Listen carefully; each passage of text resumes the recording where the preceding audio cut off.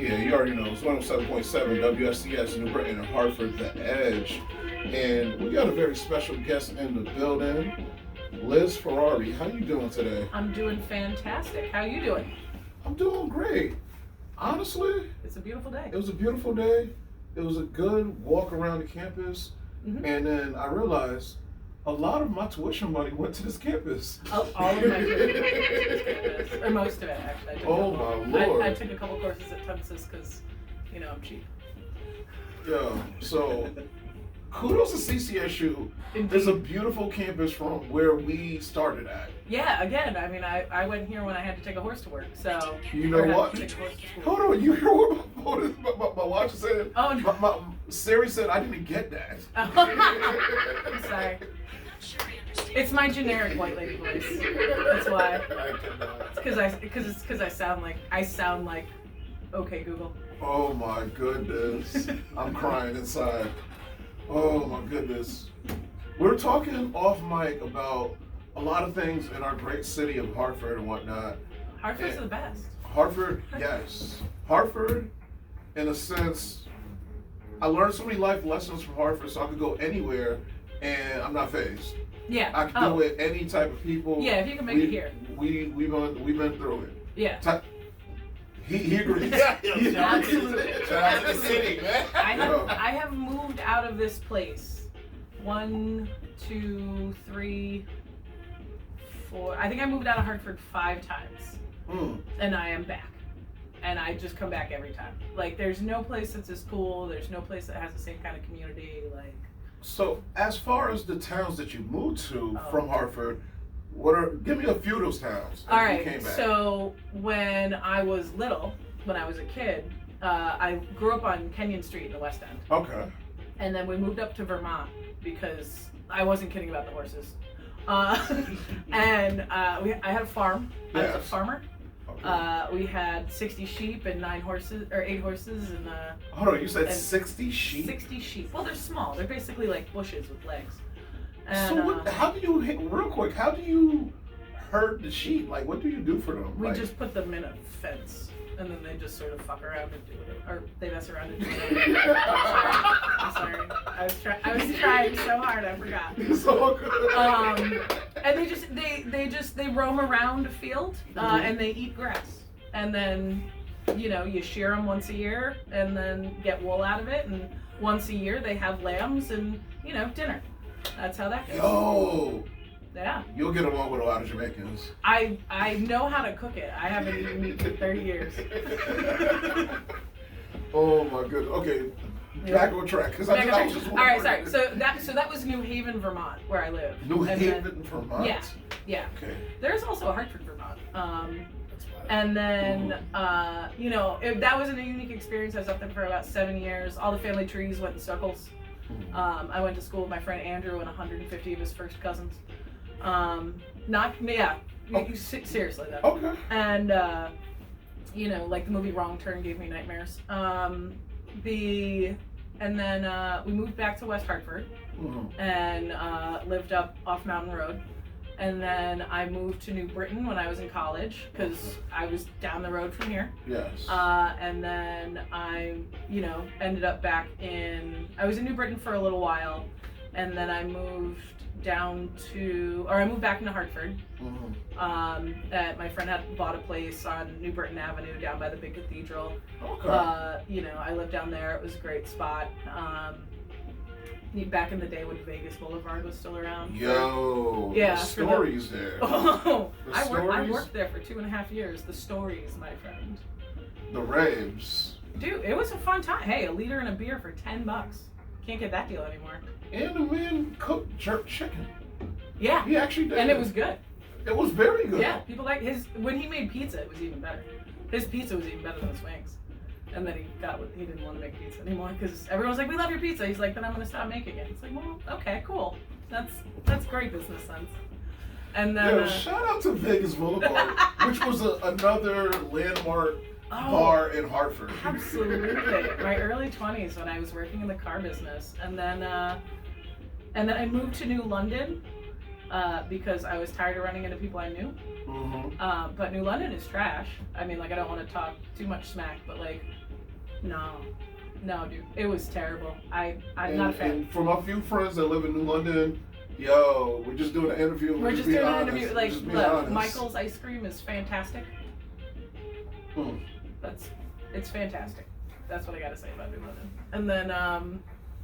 And then I moved back up to Hartford, and yeah, I was just like, okay, I'm done moving now. I'm just gonna live here forever because I keep coming back. The reason why I bring up this question, a lot of people that I know that are Hartford residents and also, grew up in Hartford and left and whatnot, they always complain, but luckily, like, my parents super Jamaican, so I didn't really uproot it, but I traveled to different places. Yeah.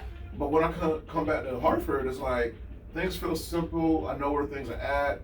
I feel at home. I feel at peace. Yeah. And also, there's a lot of great opportunities. So I'm like, why people really doing dirt on your own name with your city? Right, exactly. Probably your city. Especially now after COVID, with everybody doing a lot of telecommuting. Yeah. I mean, it's 2 hours to Boston. It's 2 hours to New York. It's an hour and a half to go skiing. It's 40 minutes to go to the beach. It is the perfect place to live if you work remotely, because you can do whatever you want. We've got all 4 seasons.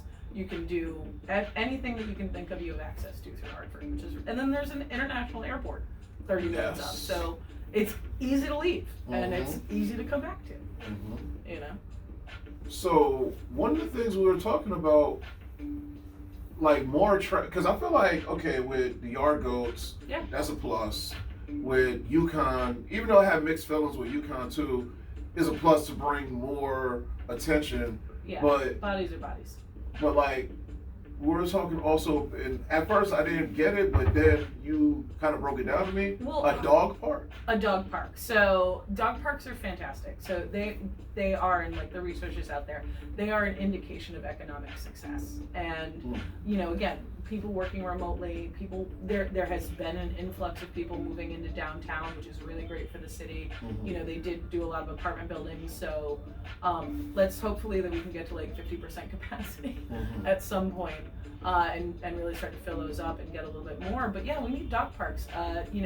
It's a very walkable city. The West End, where I'm from, is incredibly walkable. And like I've walked all through I had a condo down in the South End on Wethersfield Avenue, and I used to walk. Well, never mind what happened. How many cars pulled over while I was walking? I'm like, no, thanks, I'm good. But yeah, like it's a walkable city, and it's it gets a bad rap, and everybody wants to sort of read the headlines, but it's safe. It's a good community.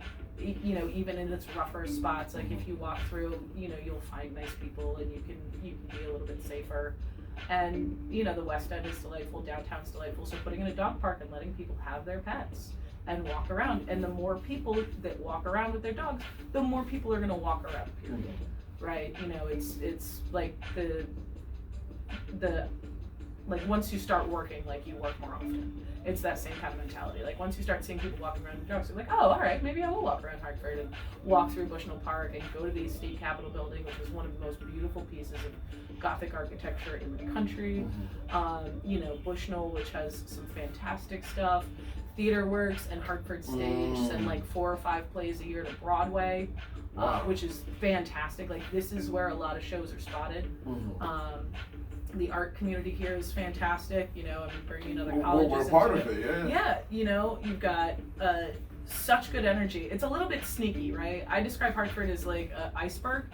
Like, you have to know the right, so like you see 10% of it, but there's 90% under the water. You just have to like know the right people, and like, I think because people talk so much smack, we get because it's legit protected. 7 days a week. There's something to do in the city. Absolutely. Especially if you're a part of the art community, the music community. There's always something going on. Oh yeah, I see you 2-3 times a week, depending. Yeah. Depending if it's karaoke or if it's regular gig. Yep. Or if we're doing trivia. There's tons of stuff around. There's tons of stuff to do. Here's my question for you now. Is there, because we already done seen what happened to Brooklyn the past 15 years, Philadelphia, some parts of, the outskirts of Boston. Yeah. Is there a way for us to enrich our city, but also keep the cultures? Like for the Caribbean businesses to still keep their businesses, but just become richer in a sense with everything going up. Well, so the nice thing is like there has been a lot of social equity legislation going through, like all of the marijuana laws for recreational marijuana and all the permitting involved in opening a marijuana store and stuff like that have a built-in social equity component.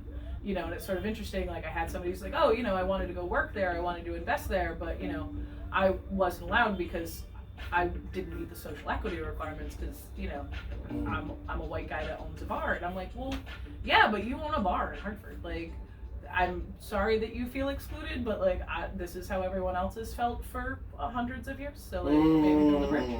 Like, you know, let's be happy that we're starting to develop communities more, and we're starting to focus on the fact that we have diverse cultures in Hartford. And I will die on the hill that we eat better here than anywhere else.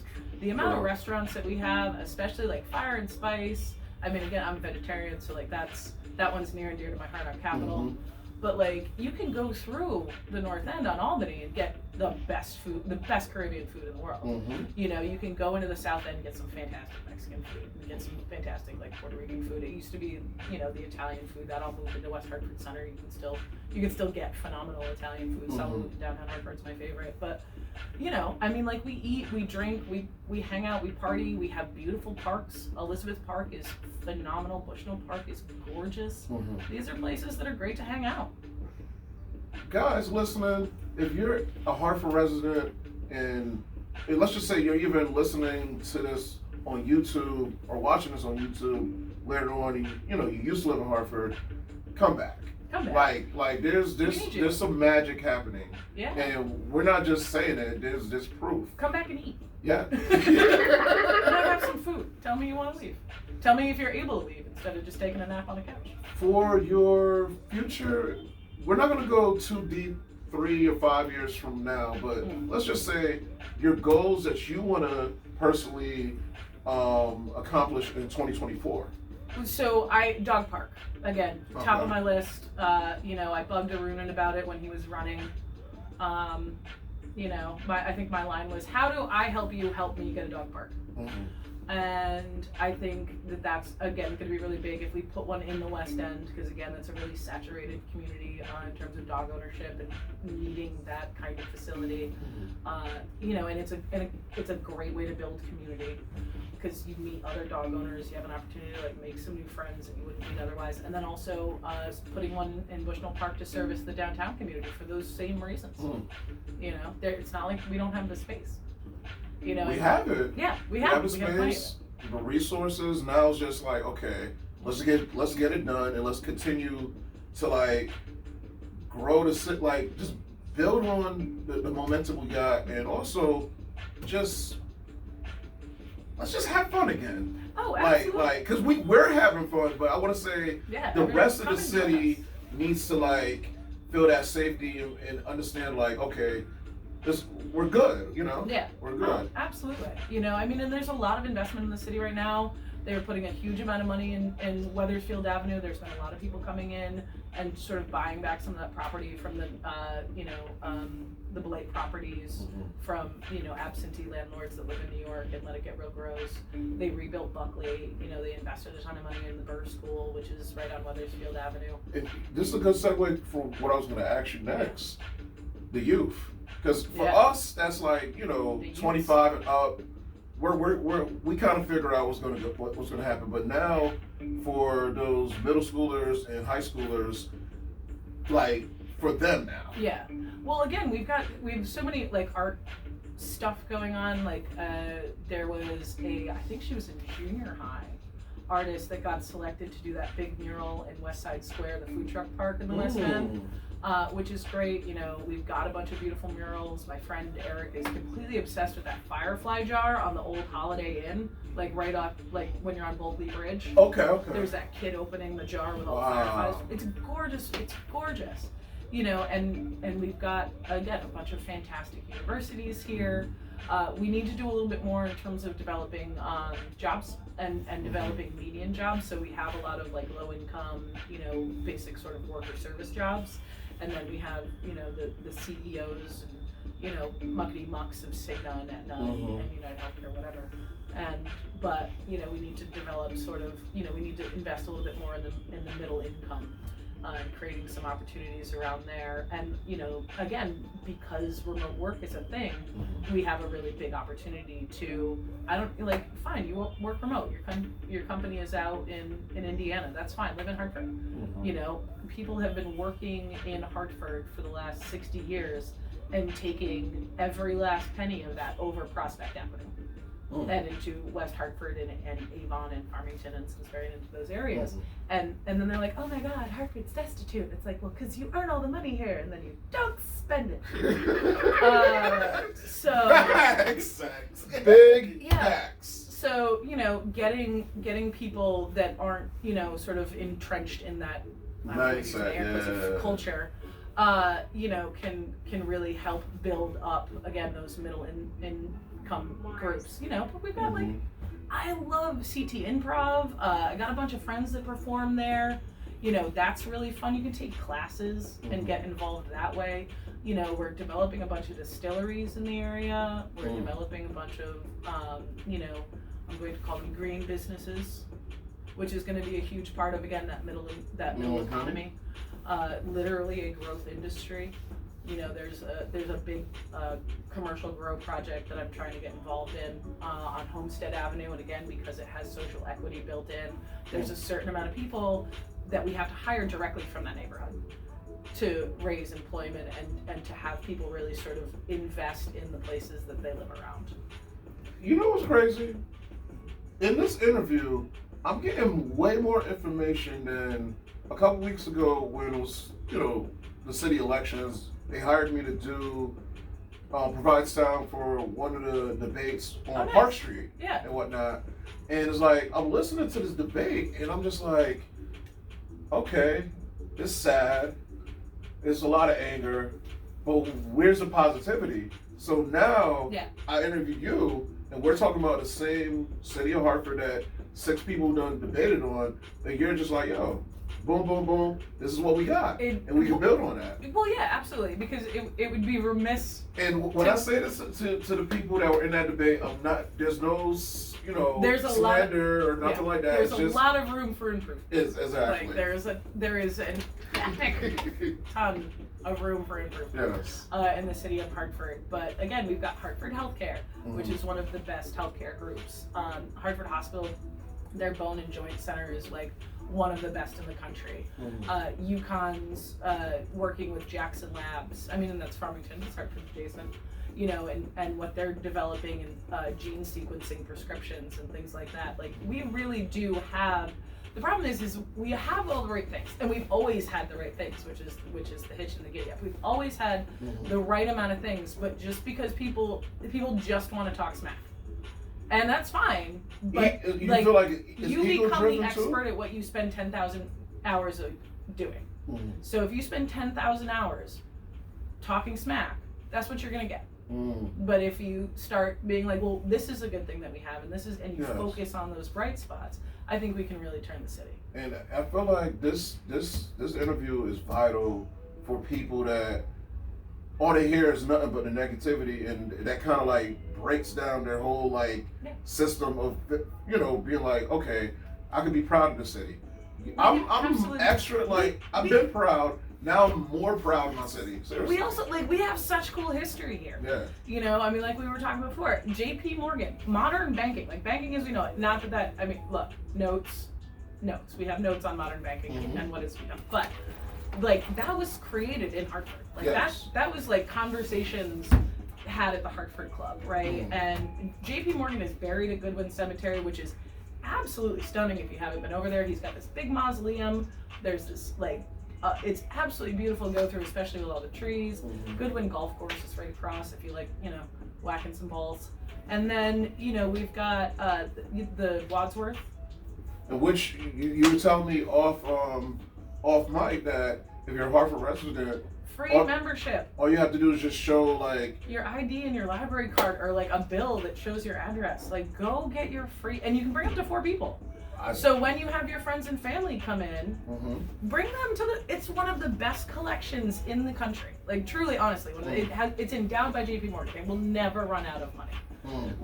They just picked up a second Van Gogh like a year or two ago, and we've got one of his self-portraits. We've got some of the best pieces of art in that museum that are just absolutely stunning, and it's really cool. And we don't talk about it enough, you know. I mean, and even the architecture, like back to the State House and like the Travelers Building and things like that. Like if you walk through Hartford and look up while you walk, you're gonna be impressed. Yeah. Yo, shout outs. Yeah.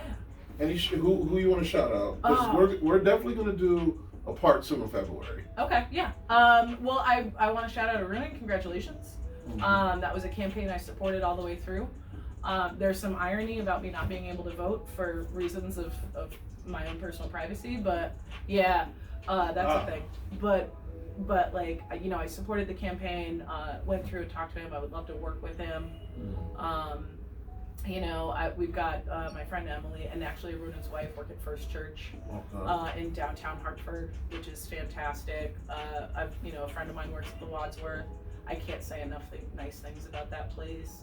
The City Walk is really great. Oh, and then we've also, the new big project that's coming up over the next 10 years is going to be the Hartford Mobility Project. We're doing huge investments into the travel infrastructure of the city of Hartford, and that's going to make some fantastic changes.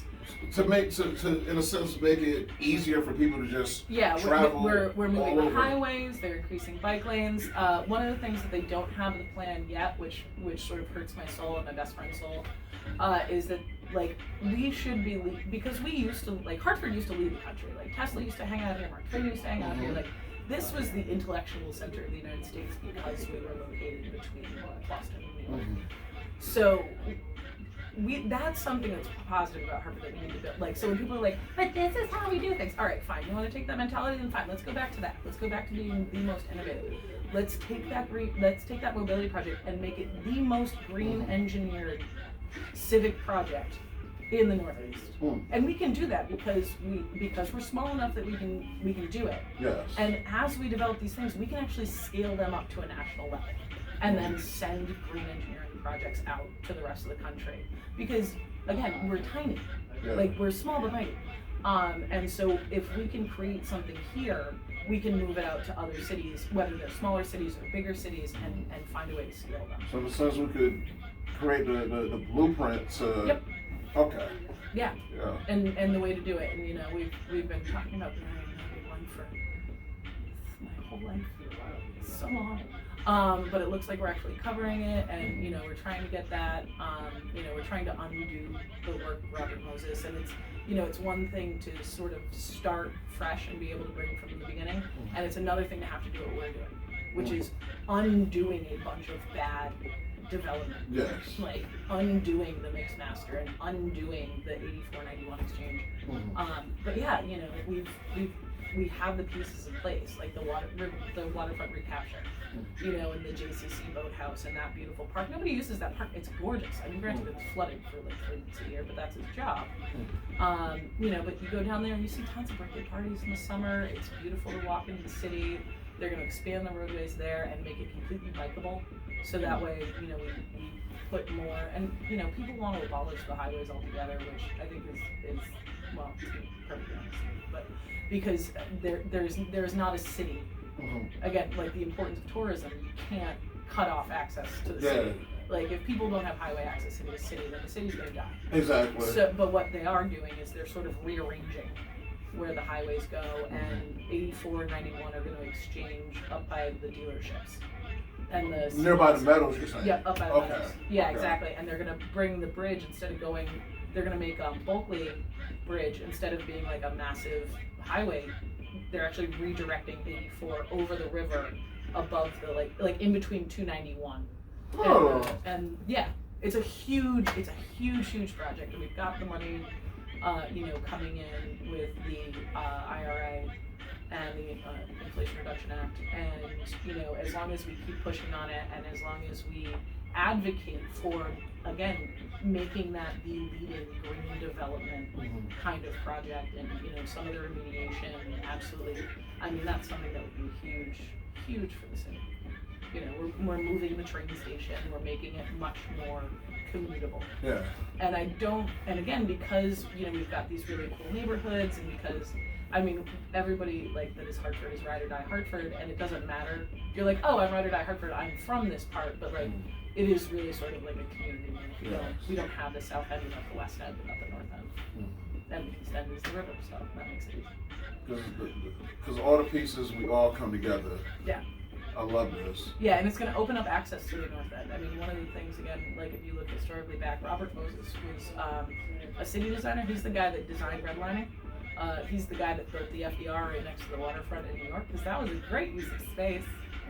No, terrible. And he completely isolated the north end from the downtown area. So, you know, there's part of this project is to remediate some of that exclusion zone and make it a little bit more, you know, commutable. Like just easy to just. They're literally going to bury 84, so you can just go over. And I mean, they're not doing tunnels. They're essentially doing bridge overs, which is a little bit different. But again, there's tons of great green technology available for us to use there. You know, we've got self-healing concrete, which is, you know, something that we finally that scientists finally figured out from literally from Roman architecture, is self-healing concrete. We figured out how to do it finally by building coral into it, so it heals itself, and that will help because the maintenance costs on that are going to be sort of exorbitant. So if we do it in a greener way, it's going to save the city money long term. It's going to, you know, really sort of set an example for projects like that going forward. This is things that I did not know, we did not know, and honestly, we're going to do a part 2 of this because we need to know. Yeah. Because a lot of people don't.